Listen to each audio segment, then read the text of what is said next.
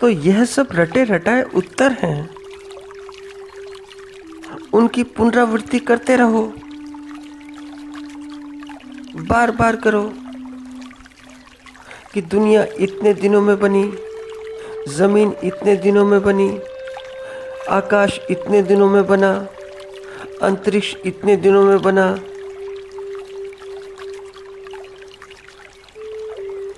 तो जैसे जीवन का बड़ा महत्वपूर्ण प्रश्न है कि दुनिया को किसने बनाया, सूरज, चांद, तारों का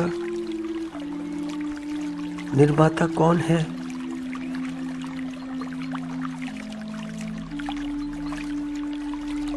इतनी विराट रचना का रचनाकार कौन है?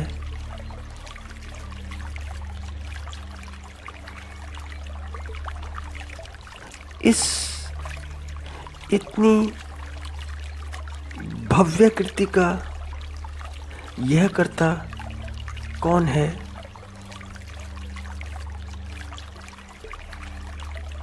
कहाँ है?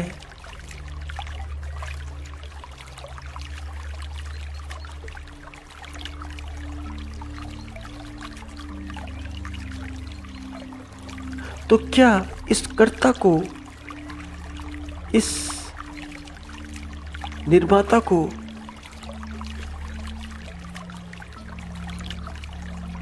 इस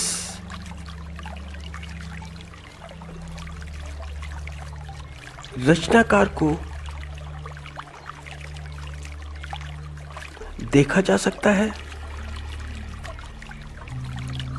क्या ऐसा संभव है कि इसे देखा जा सकता है या छुआ जा सकता है कि हम छू लें, या फिर महसूस किया जा सकता है?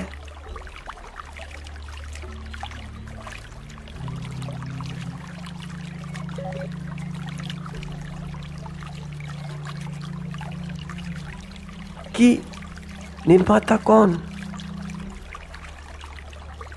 निर्माता कौन? तो कर्ता कौन? कौन? रचनाकार कौन?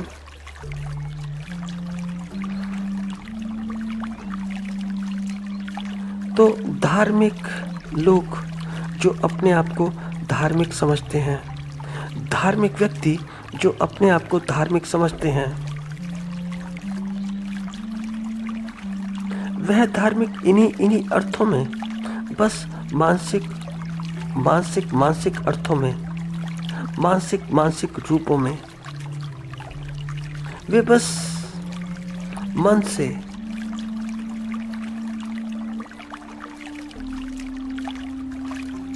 वे बस धार्मिक हैं, मन से बस।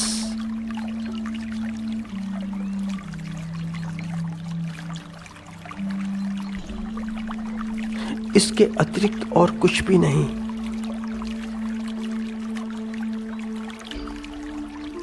जबकि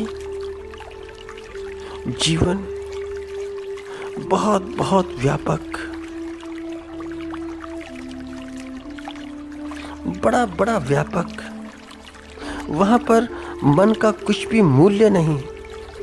मन मूल्यवान होगा तुम्हारी दृष्टि में, क्योंकि तुम्हारी दृष्टि में मन ही मूल्यवान है। मन के अतिरिक्त और कुछ भी मूल्यवान नहीं, क्योंकि तुम्हारे सारे के सारे मानसिक अर्थ हैं और मानसिक अर्थों का कुछ भी मूल्य नहीं। मानसिक सारे के सारे अर्थ मूल्यहीन हैं। मन बिल्कुल भी जीवन के दृष्टिकोण से देखा जाए तो बिल्कुल भी मूल्यवान नहीं, अर्थहीन है।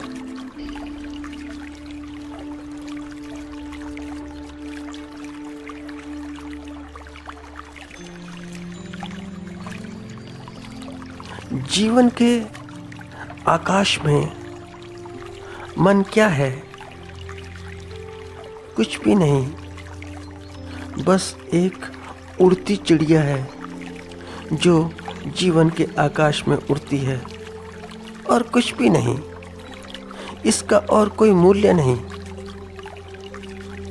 इससे ज़्यादा और कुछ भी नहीं।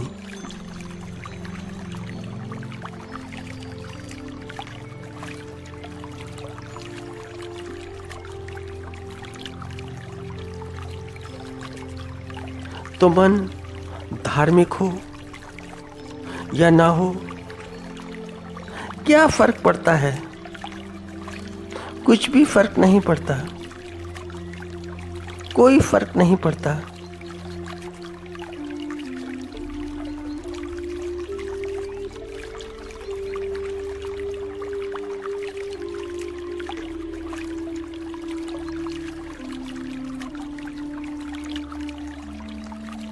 तो बस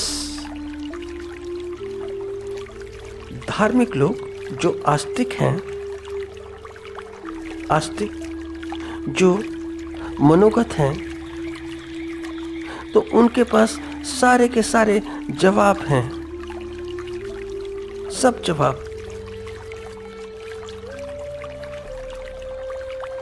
तुम कोई बात उनसे पूछो तो फौरन उनका जवाब हाजिर सामने। तुम पूछो कि सृष्टि का सृष्टा कौन, उनका फौरन जवाब, वे बड़े हाजिर जवाब कि भगवान।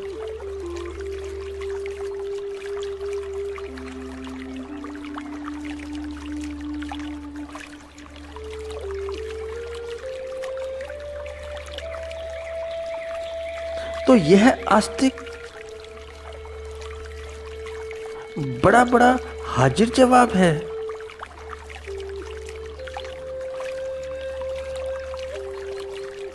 बहुत हाजिर जवाब।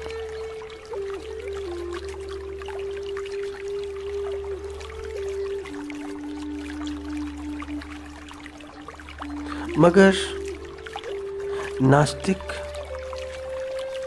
इस हाजिर जवाबी को मूर्खता कहता है, मूर्खता कहता है, और ठीक कहता है। नास्तिक बिल्कुल ठीक कहता है, क्योंकि प्रश्न तो सजीव हैं और उत्तर मानसिक होने के कारण बड़े बड़े निर्जीव।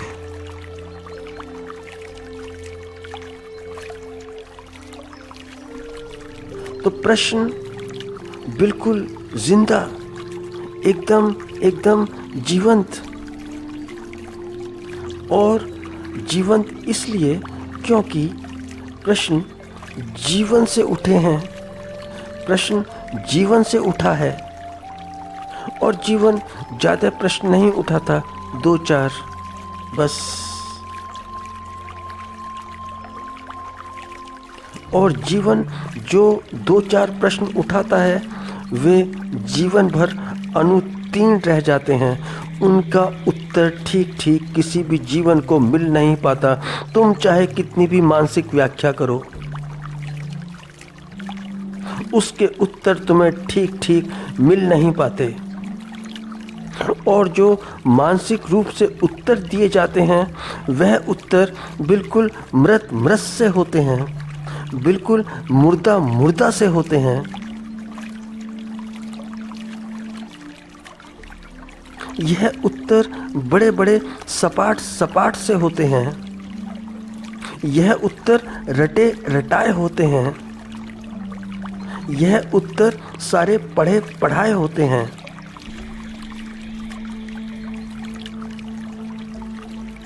क्यों? क्योंकि मन से दिए गए हैं।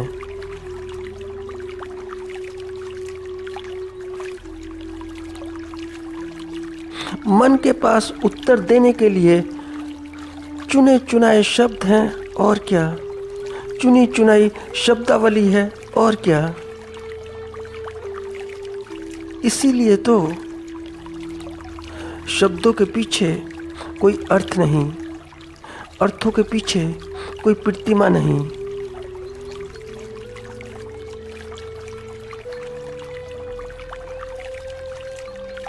तो शब्द तो हैं, पर शब्दों के पीछे, शब्दावली के पीछे कोई अनुभव नहीं।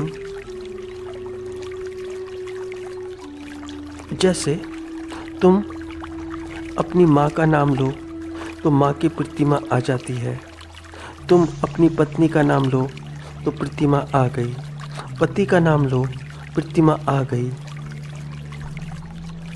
प्रेमिका का नाम लो तो एकदम प्रतिमा आ गई।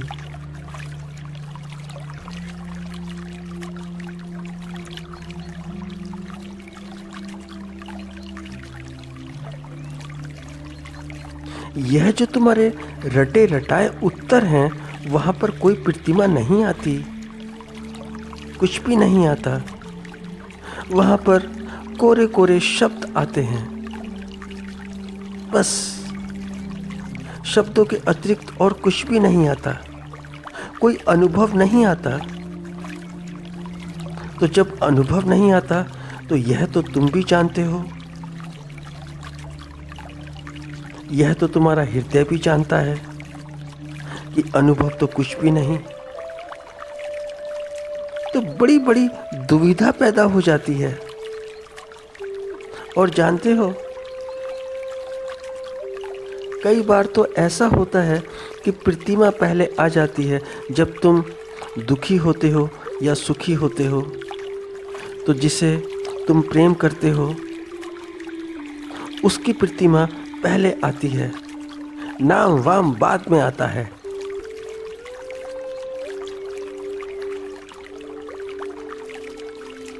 मगर दुख होता है, बड़ा बड़ा दुख होता है, होना ही चाहिए। मगर दुख के साथ साथ थोड़ी सी हंसी भी आती है कि यह जो उत्तर हैं, यह जो उत्तरों के शब्द हैं, जो जीवन के उत्तर हैं ही नहीं, दूर दूर तक जिनका जीवन के उत्तरों से कोई संबंध ही नहीं, उन उत्तरों पर इस दुनिया में इतना उन्माद पैदा होता है, इतनी कट्टरता होती है, धार्मिक कट्टरता। और जो धार्मिक कट्टरता होती है उसकी वजह से इतने लड़ाई झगड़े होते हैं, इतनी जंगें होती हैं। तो कभी कभी बड़ा बड़ा आश्चर्य होता है, बड़ा बड़ा आश्चर्य।